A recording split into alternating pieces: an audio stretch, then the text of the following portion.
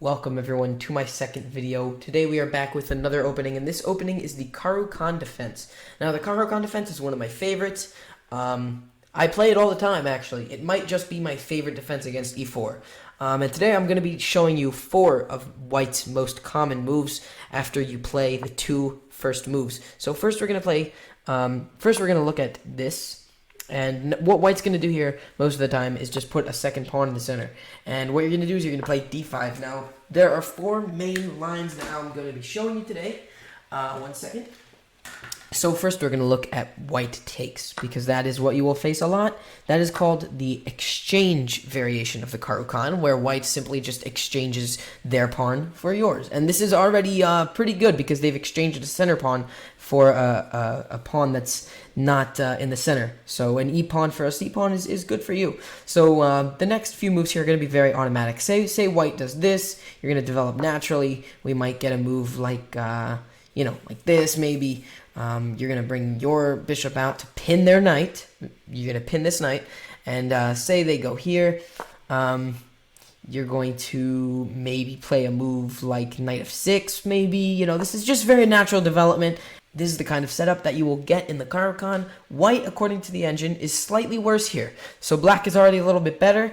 You can, maybe after black plays a move like this, you can play e6, which is a very, very important move in the Caro Kann. You're going to be playing this move a lot, e6, just to stabilize the d-pawn and help your center a little bit. So that's the exchange variation. You guys now know how to play it, and you guys will be facing this variation the most. So, very, very great variation. Now I will show you the second variation that I would like to show, and that is if they play knight c3.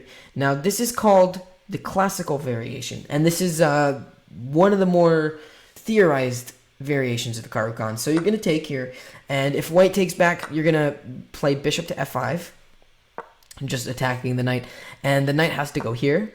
And now what you're going to do is you're going to bring the bishop back.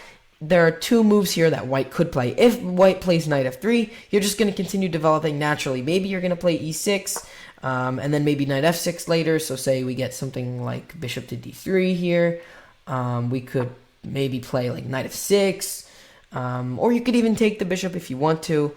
Actually, you know what? Yeah, let's go ahead and take the bishop just to show you guys what kind of position we get here. So say they take with the queen, right? We're going to play knight f6, just kind of developing naturally, and you should have a very fine game here. This is the classical variation. Now, I did say there were 2 moves here. So if White does play h4, trying to target your bishop, you are going to simply just play h6 and have a little getaway square for the bishop in case it gets attacked. You always want to have that little getaway square.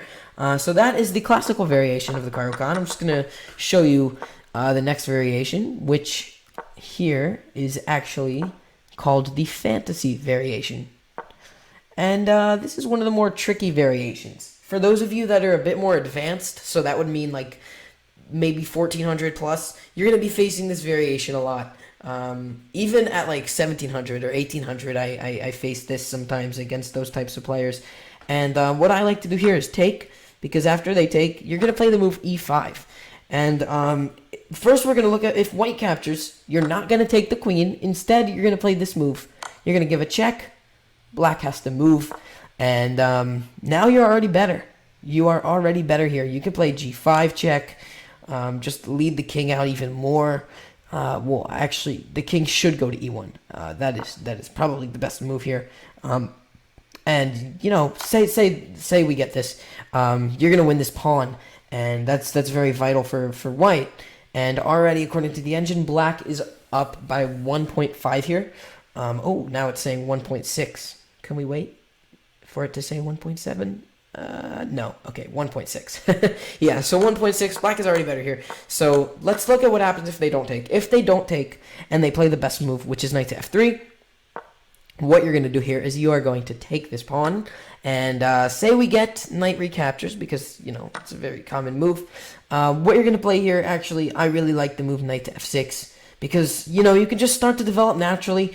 Maybe they'll play a move like knight c3. And if they do that, maybe you'll play a move like bishop to b4. Maybe if you want to pin the knight. Maybe eventually take it if you want to, and that's the fantasy variation.